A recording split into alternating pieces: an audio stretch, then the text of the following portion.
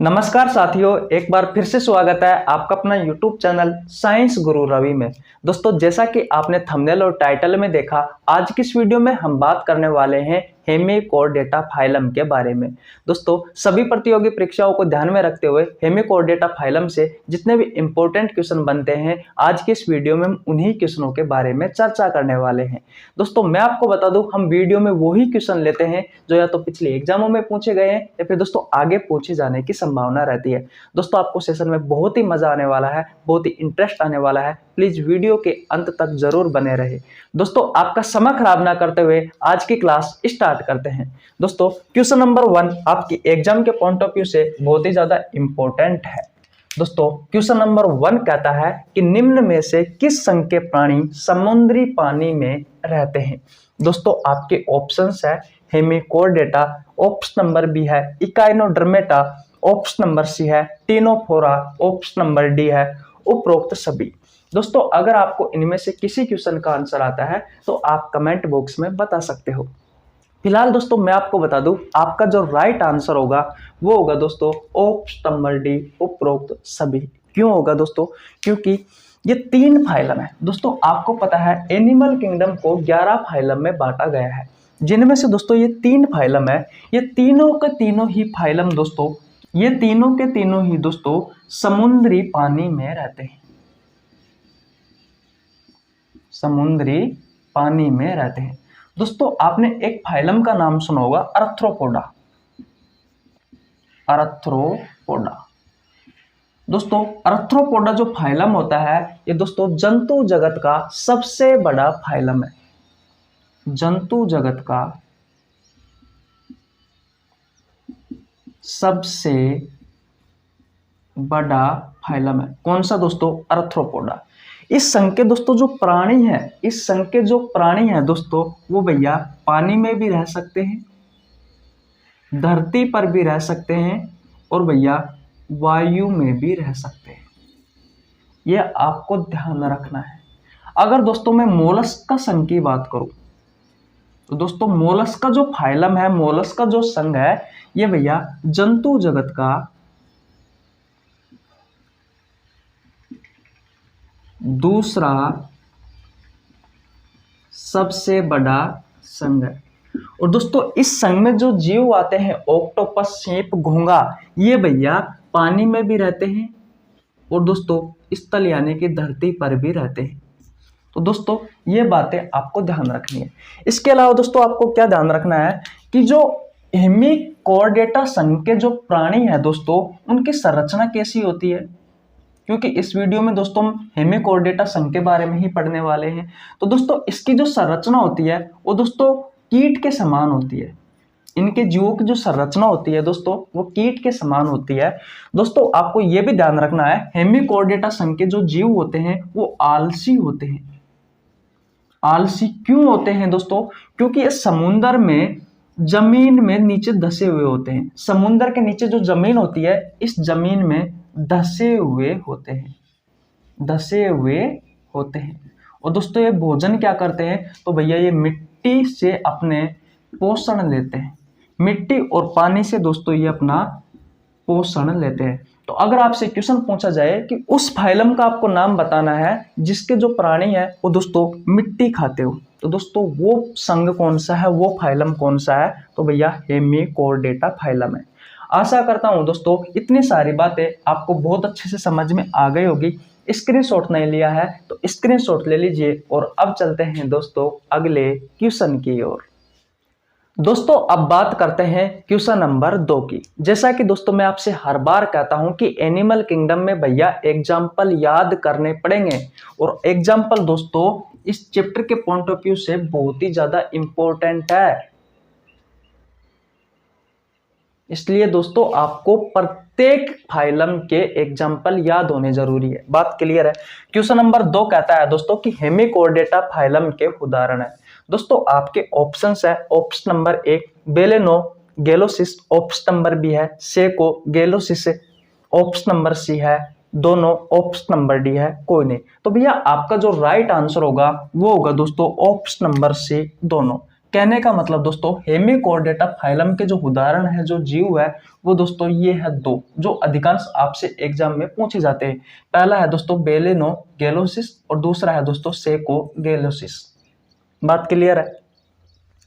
अब बात करते हैं दोस्तों निडीरिया संघ के बारे में। दोस्तों जो निडीरिया संघ है इसके एग्जाम्पल भी आपसे पूछे जाते हैं। इसके एग्जाम्पल क्या क्या है? तो दोस्तों इसका एग्जाम्पल है हाइड्रा, ये दोस्तों बहुत ही फेमस है, यह आपसे एग्जाम में पूछा जाता है। इसके अलावा पोलिप और मेडूसा, ये दो एग्जाम्पल है दोस्तों, ये भी बहुत ही ज्यादा इंपॉर्टेंट है। इसके अलावा दोस्तों अब बात करते हैं एनिलिडा के बारे में। दोस्तों जो एनिलिडा फाइलम है इसके एग्जाम्पल भी आपसे अधिकांश एग्जाम में पूछे जाते हैं। इसके एग्जाम्पल है केंचुआ और जोक। इसके अलावा दोस्तों हम बात करते हैं अर्थ्रोपोडा के बारे में। जो जो इंपॉर्टेंट है दोस्तों वो मैं आपको बता रहा हूं। इसके एग्जाम्पल है भैया कॉकरोच, कीट, मच्छर, मकड़ी, टिड्डा, तितली। ये दोस्तों बहुत सारे एग्जाम्पल है ऑर्थोपोडा के। ऐसा कहा जाता है दोस्तों कि ये जंतु जगत का सबसे बड़ा संघ है, इसमें पूरे संसार की 83% जातियां निवास करती है। किसमें दोस्तों? ऑर्थोपोडा संघ में। इसके अलावा दोस्तों आपसे पूछा जाता है मोलस्का संघ के बारे में। मोलस्का संघ के जो एग्जाम्पल है दोस्तों ये भी बहुत ही ज्यादा इंपॉर्टेंट है। इसमें आता है भैया ऑक्टोपस,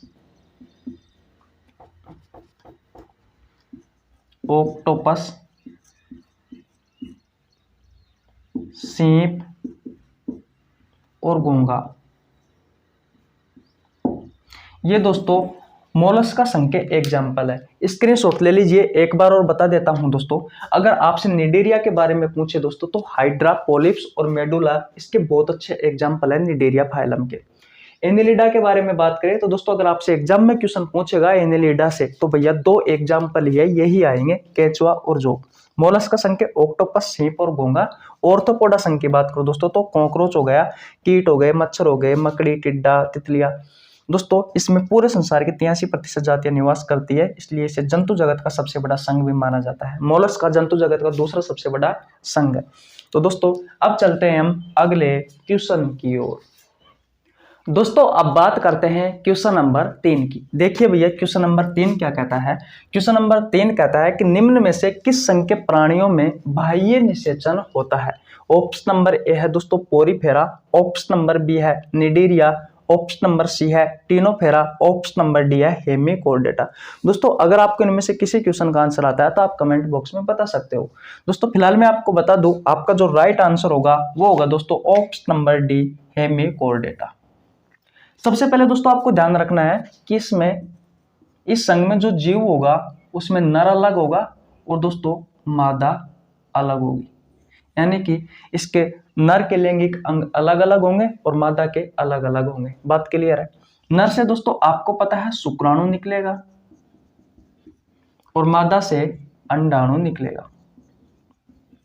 मैंने आपको शुरुआत में यह भी बताया था कि इस संघ के जो जीव है दोस्तों वो कहाँ रहते हैं? वो भैया समुद्री पानी में रहते हैं। कहाँ पे रहते हैं?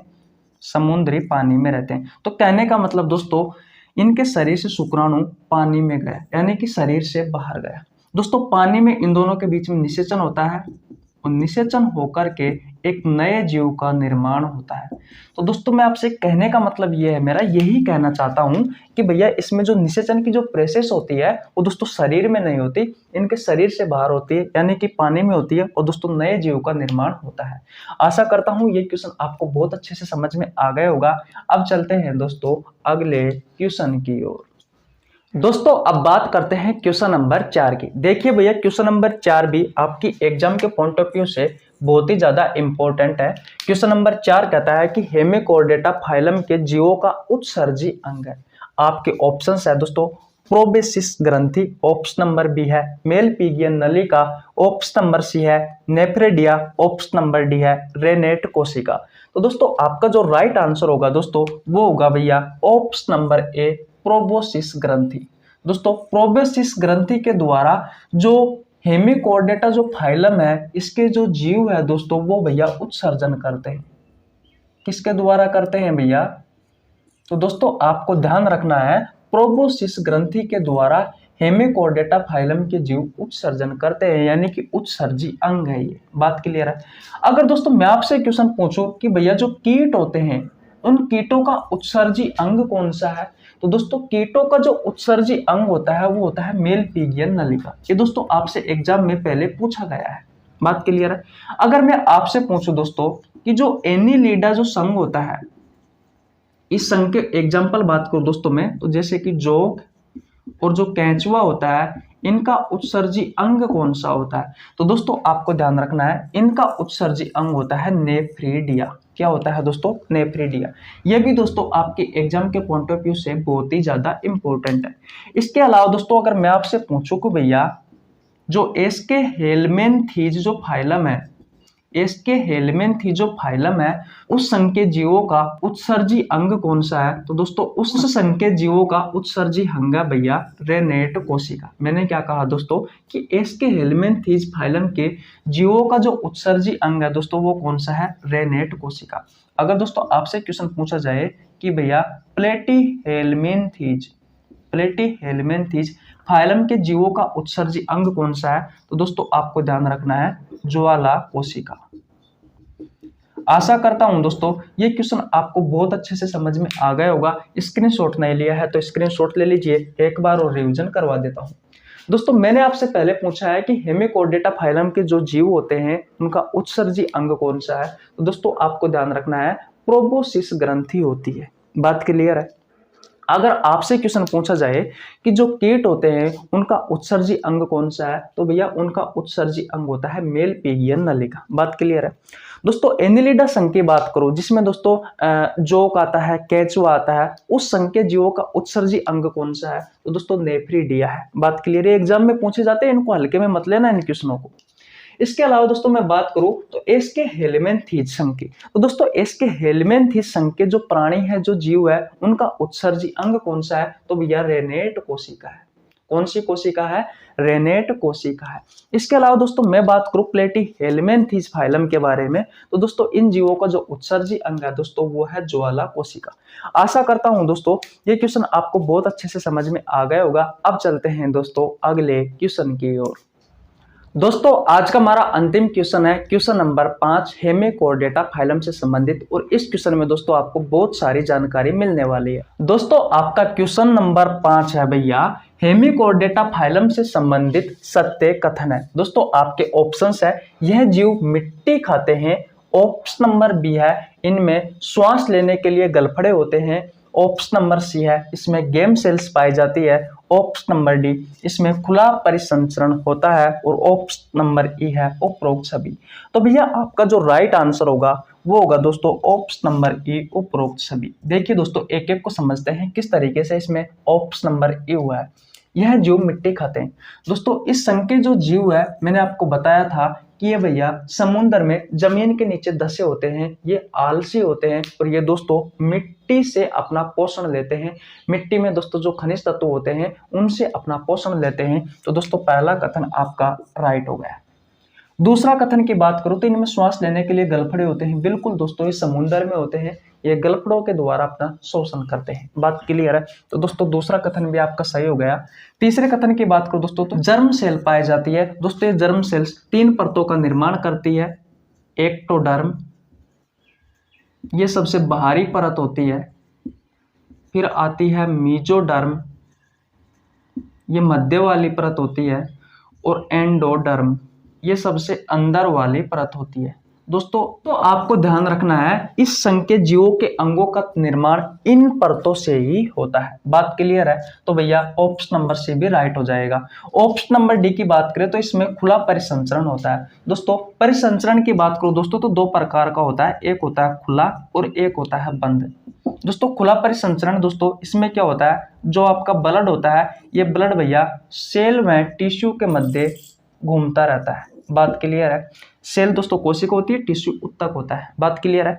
बंद परिसंचरण में क्या होता है, आपकी जो रुधिर वाहिकाएं होती है रुधिर वाहिनियां होती है, इनके मध्य दोस्तों ब्लड घूमता रहता है, तो दोस्तों वो होता है बंद परिसंचरण तंत्र। और सेल व टिश्यू के मध्य अगर ब्लड घूम रहा है तो ये होता है खुला परिसंचरण तंत्र। तो दोस्तों इन जीवों में खुला परिसंचरण तंत्र होता है, इसलिए आपका जो राइट आंसर होगा वो जाएगा ऑप्शन नंबर ए, उपरोक्त सभी। स्क्रीनशॉट नहीं लिया है तो स्क्रीनशॉट ले लीजिए। और दोस्तों आशा करता हूं आपको हमारी ये वीडियो बहुत अच्छे से समझ में आ गई होगी। अगर आपको हमारी वीडियो अच्छी लगी हो तो वीडियो को लाइक कर दो, आपके छोटे भाई के लिए एक प्यारा सा कमेंट कर दो। चैनल पर नए आए हो तो चैनल को सब्सक्राइब कर लो। मिलते हैं किसी नेक्स्ट वीडियो में, तब तक के लिए जय हिंद, जय भारत।